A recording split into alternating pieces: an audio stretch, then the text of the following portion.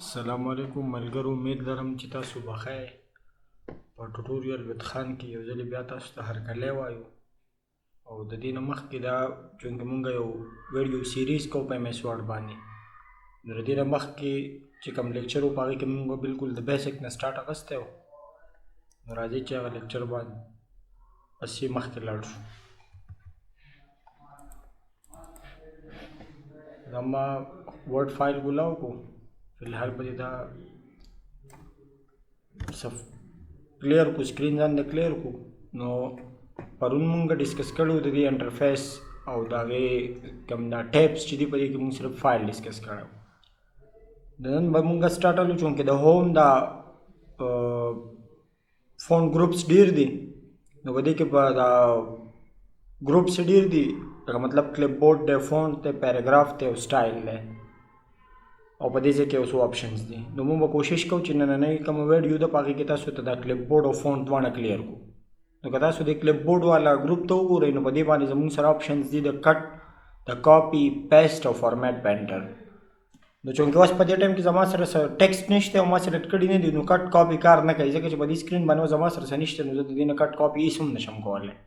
نو رینډم ټیکسټ جنریټ کولو دپاره چې موږ پرې پریکټس کوو ډمي ټیکسټ څنګه جنریټ کیږي، نو ایکول ټو به مونږ وو RAND او دا چوټا بریکټس چې کوم دي پیرانتیسس دا به وو او انټر به کړو، نو زموږ سره به ډمي ټیکسټ پیدا شي. ښه د دې سره سره ملګرو په دې کې رینډم ټیکسټ مونږ د خپلې مرضۍ پیراګراف او سینټنس نمبر اف سینټنسز سلیکټ کولی شو. نو که فرض کړه دغه شان ایکول ټو RAND او دا پیرانتیسز او په دې کې دننه یو به زما سره پیراګراف وي او بل به زما سره سینټنس وي. نو مطلب په دې کې اوس ما دا ولیکل چې 15 پیراګراف به جوړېږي، هر یو پیراګراف په د 10 سینټنس وي، د 12 پیراګراف به جوړ شي او هر پیراګراف په دا 10 سینټنس وي. په دې کې مونږ 5 پیراګرافس او مونږ چې هر یو پیراګراف د 10 سینټنس وي دا پکې جوړ شو. صحیح ده. او اوس که فرض کړه زه دا ټول سلیکټ کړم نو تاسو وګورئ دلته اوس کټ هم ایکټیو شو او کاپي هم ایکټیو شو. صحیح ده. نو د کټ څه مطلب دی؟ د کټ دا مطلب چې زه کمپلیټلی دا ټیکسټ د دې ځای نه لرې کوم او په بل یو ځای باندې لګوم. صحیح ده. نو زه به دا ټیکسټ د دې ځای نه سلیکټ کړم څو دی چې زه کټ کوم.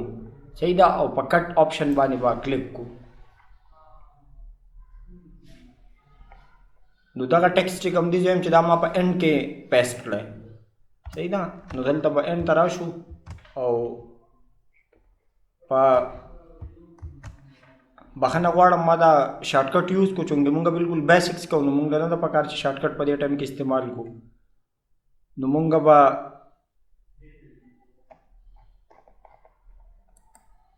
دوباره لټ سے دا یو پیراګراف چې کوم دی دا زه کټ کوم، نو دا به زه کټ کړم. صحیح ده. او بالکل دلته به راشم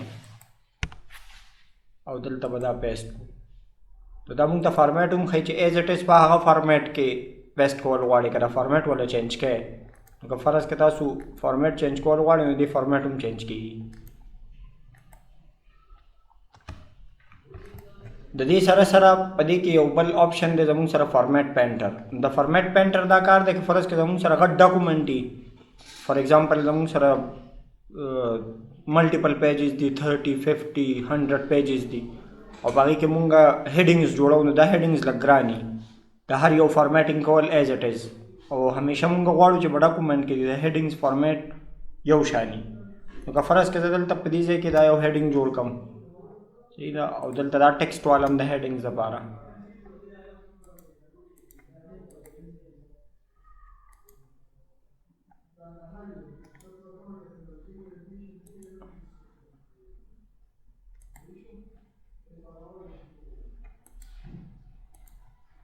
دلته دې ټیکسټ باندې ما یو فارمیټ اپلای کو. فی الحال دا 3 پورې دي.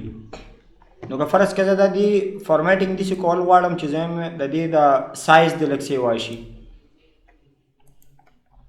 او سټایل والا چینج کړم او دلته نه فارمیټ پینټر سلیکټ کړم او دلته راشم په دې ځای باندې بالکل دا کلیک کړم که نه دا ټول سلیکټ کړم. چې دا څنګه سلیکټ کړم په دې دا بره چې کوم سټایل ما اپلای کړی دی نو دا کمپلیټ سټایل چې کوم دی را په دې بل هیډنګ باندې اپلای شي. دغه شان که فرض کړه د هغې نه تاسو ولې کړی دی نه دوباره فارمیټ پینټر باندې کلیک کړئ او دوباره چې کوم لاندې نیکسټ مونږ د هیډنګز لپاره ټیکسټ اخیستي په هغې باندې هغه سره سلیکټ کړئ نو دا په هغې باندې اپلای شي. تو د کلپ بورډ دا څلور اپشنز دا موږ ایکسپلین کړل. بس فونټ ګروپ چې کوم دی په فونټ ګروپ کې زموږ سره یو سټایل دی، یو سایز دی، د دې کې چې کوم ټیکسټ دی د هغې ټیکسټ سایز، او دا بولډ دی مطلب دا لیکایي چې دا زموږ سره لږ د دې دا ویډ سیوا کوي. دا اټالیک دی لږ ټیړهپن پکې پیدا کوي، کوږوالی پکې پیدا کوي، او دا یو چې کوم دی دا انډرلاین جوړوي. لکه فار ایگزامپل زه دا ټیکسټ سلیکټ کوم په دې باندې تاسو ته دا درې واڼه وګورو چې لکه په دې کې څه چینجز راځي. که فرض که مونږ بي باندې کلیک کړو تاسو وګورئ دا بولډ شو.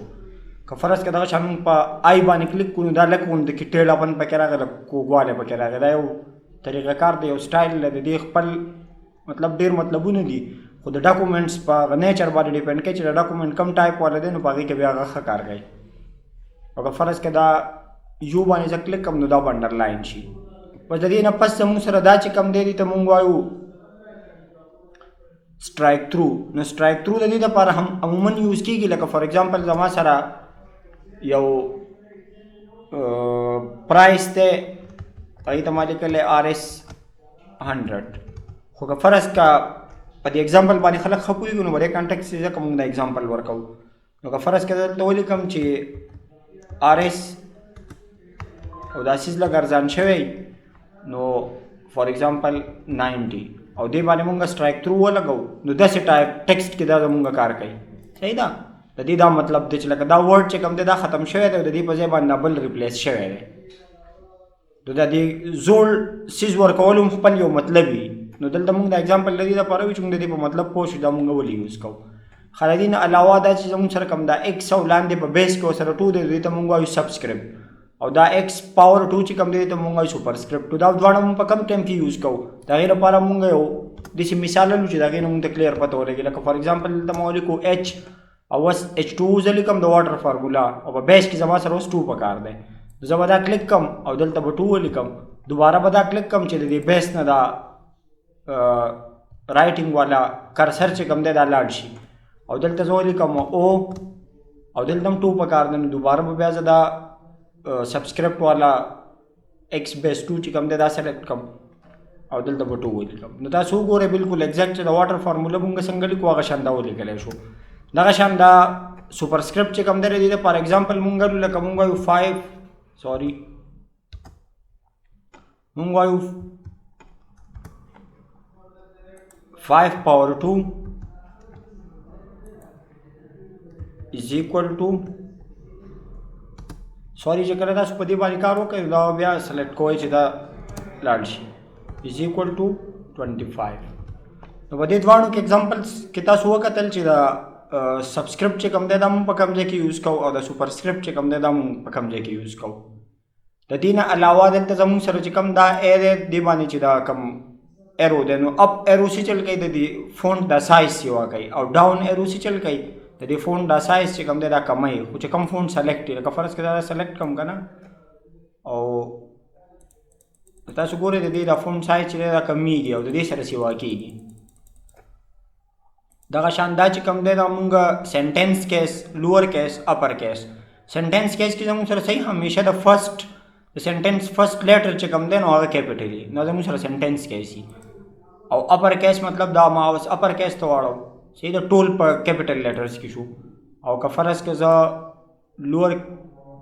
لوور کیس ته راځم نو واپس لوور کیس ته راغی. او که فرض که زه کیپیټلایز ایچ ورډ نو هر یو ورډ به سټارټ کېږي د کیپیټل لیټر نه. او دغه شان که ټاګل کیس زه ورکړم نو ټاګل کیس کې به ورلنی اسمال وي او باقي به کمپلیټ کیپیټل چې څو نمبر به بیټ شي او ایچ ورډ کې.